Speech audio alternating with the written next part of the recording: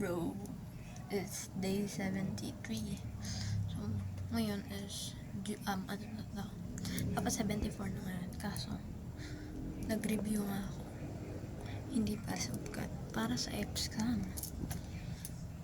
Kasi, alam mo yun, I don't know why.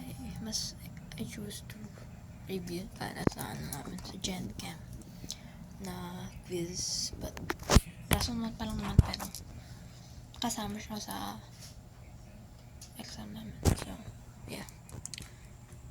Today, late update lang, day 73 kasi. Ngayon, July 18, 20 ba? 20.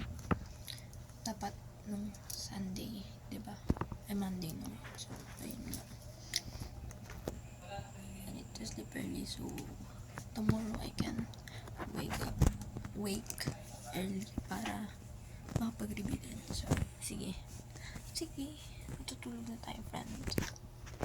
Zooming out. Wish me sana magising ng maaga. Siyempre magising naman. Zooming out, day 73. 3 ba?